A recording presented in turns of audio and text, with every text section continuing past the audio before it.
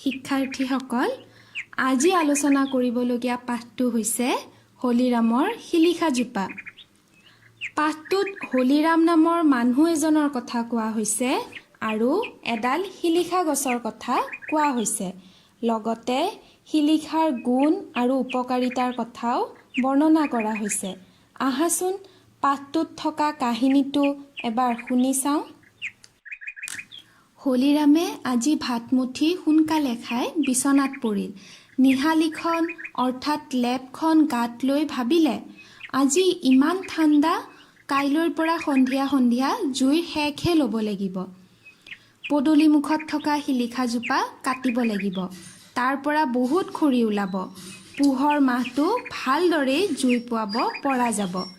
এনেদৰে শুই থাকোঁতেই হলিৰামে দেখিলে শিলিখাজোপা ডাল পাত মেলি ওচৰ পাইছেহি আৰু কৈছে, হলিৰাম, তুমি হ'বলা মোৰ খৰিৰে জুই পোৱাব খুজিছা। তেতিয়া হলিৰামে ক'লে, এই পুহমহীয়া জাৰত জুই নোপোৱাই কেনেকৈ থাকোঁ? মই তোমাৰ ফলো নেখাওঁ। মোৰ ঘৰৰ পদূলিত এনেই আছা। সেয়েহে তোমাক কাটি খৰি কৰিব খুজিছোঁ। হলিৰামৰ কথা শুনি শিলিখাজোপাই ক'লে, মই যে এজোপা ঔষধি গছ, তুমি একেবাৰেই নাজানা। মোৰ ফলবোৰৰ উপকাৰী গুণৰ কথা কৈ থাকিলে শেষেই নহ'ব। তেতিয়া হলিৰামে সুকীয়াকৈ গালে, কোৱাচোন কোৱা ভাই, কথাবোৰ মই জনাই নাই। শুনি যদি পাওঁ ভাল, ৰাখিম তোমাক চিৰকাল। শিলিখাজোপাই তেতিয়া এফালৰ পৰা কৈ গ'ল, শুনা তেন্তে, মোৰ ফলৰ সোৱাদ তিতা হ'লেও ই বহুত মিঠা বস্তুতকৈ উপকাৰী।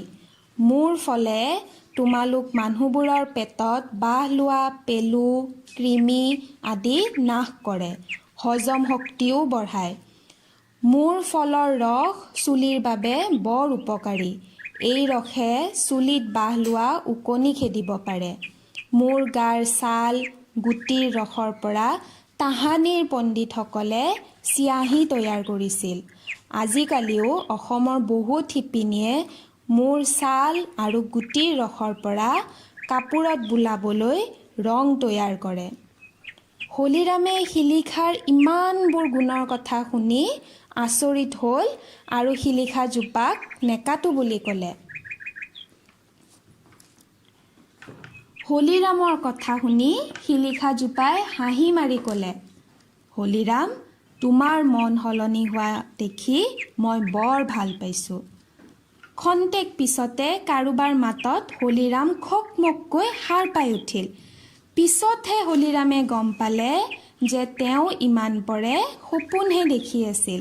হলিৰামে প্ৰথমতে শিলিখাজোপা কাটিম বুলি ভাবিছিল সঁচা, কিন্তু সপোনটো দেখাৰ পাছত গছজোপা কাটিবলৈ আৰু তেওঁৰ মন নগ'ল। শিক্ষাৰ্থীসকল, তোমালোকে এই কথাটোত মন দিয়া উচিত যে আমাৰ চাৰিওফালে থকা গছ-গছনিবোৰ আমাৰ বাবে বহুত উপকাৰী। সেই কথা আমি সদায় মনত ৰখা উচিত। তোমালোকে কেতিয়াও গছ-গছনি নাকাটিবা বা আনে এনে কৰিবলৈ গ'লেও বাধা দিবা দেই।